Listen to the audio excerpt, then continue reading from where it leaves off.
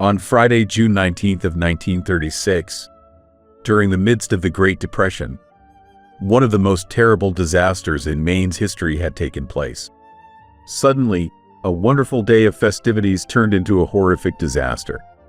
The day had begun as a school outing, a way to celebrate the last day of school.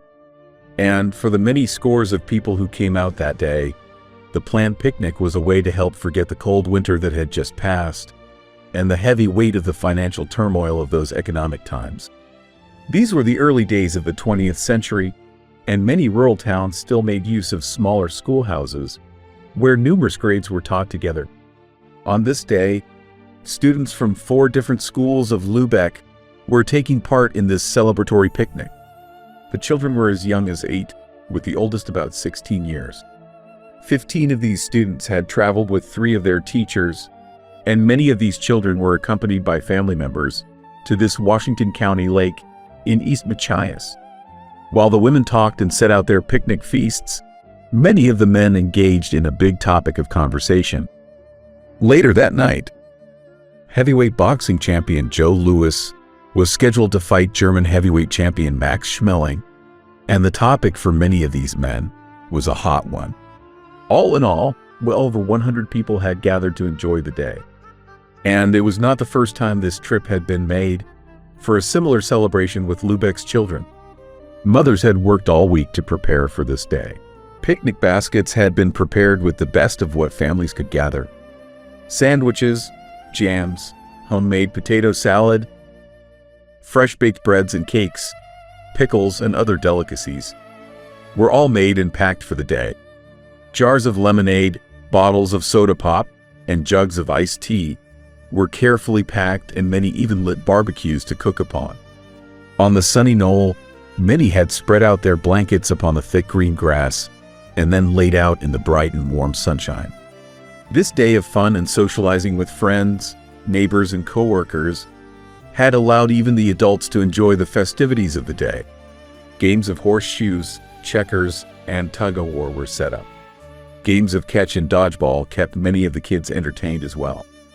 And in those early days, many children, as well as many adults, had not been taught how to swim, even though coexisting with the waterways of down East Maine was a way of life.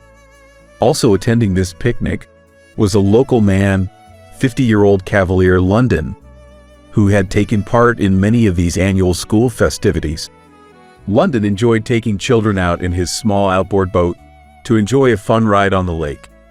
In fact, London had already made 4 trips out onto the lake that day with other students, and now he was heading back to take out another group. However, a fierce wind had begun blowing across Gardner Lake that day, and the water became choppy and white caps were blanketing the surface of the lake, and the water was still terribly cold. Yet, the sun was out, and many of the children wanted to go out on the boat, and the adults did not want to disappoint the kids. Once London had unloaded one group of kids, another group climbed aboard. These children found their seats in the small dory boat, and London restarted the outboard. After a few warnings to sit down, the loaded boat took off. Within minutes, London piloted the boat around a small peninsula and past the beachhead. He was now steering the dory out into the deeper portion of the lake. Most of the teachers and family members on land were paying little attention to the boat or to the children who seemed to be enjoying the ride.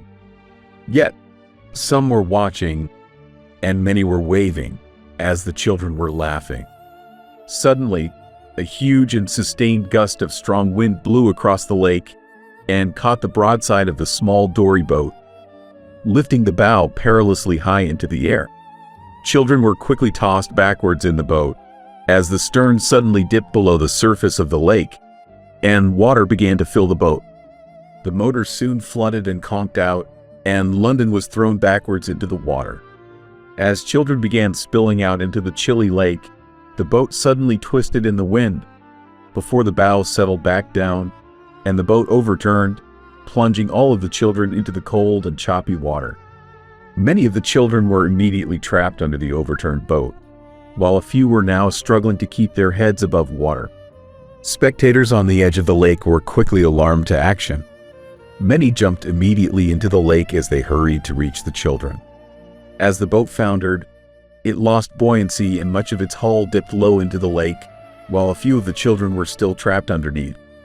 Callie London had regained his buoyancy and he tried to grab as many children as he could, while spectators, now impromptu rescuers, frantically struggled to reach the children and pull them from the water.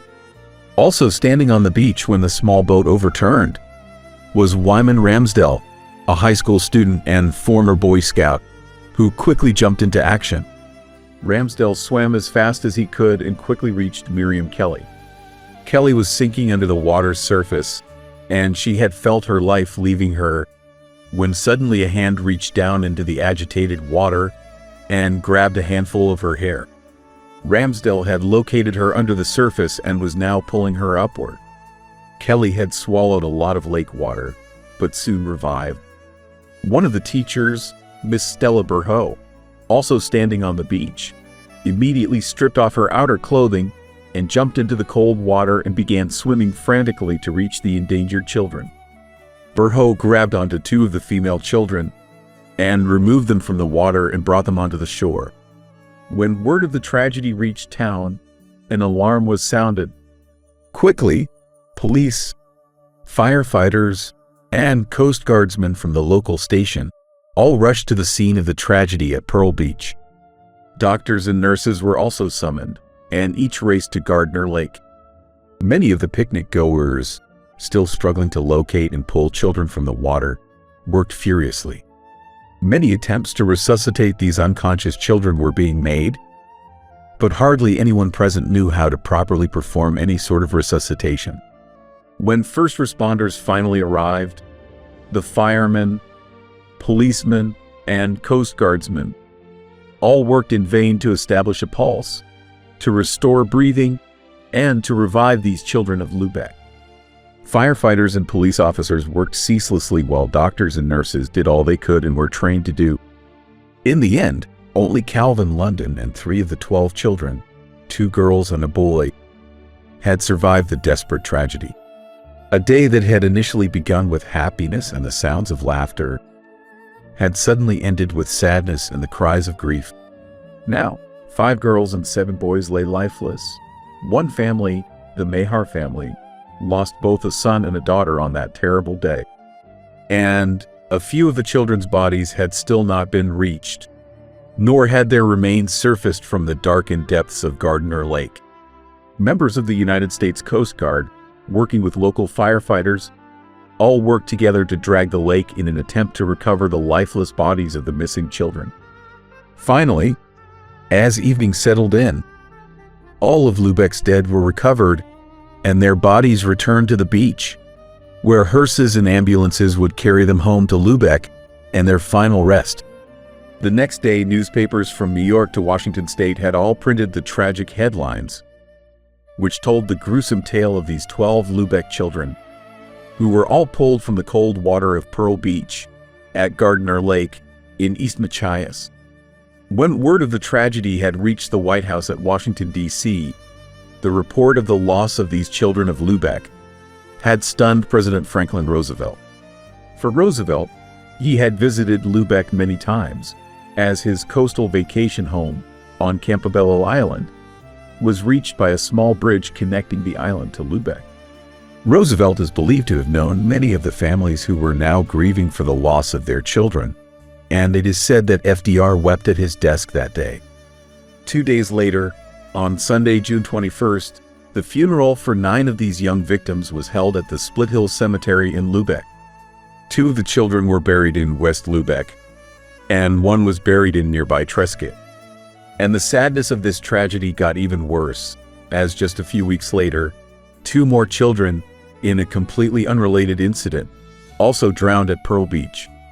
Now, nearly 90 years after the tragic drowning of these 12 children at Pearl Beach on Gardner Lake, the names of these victims are still well remembered by the people of Lubeck and of East Machias by a plaque dedicated to this tragic and senseless loss of life.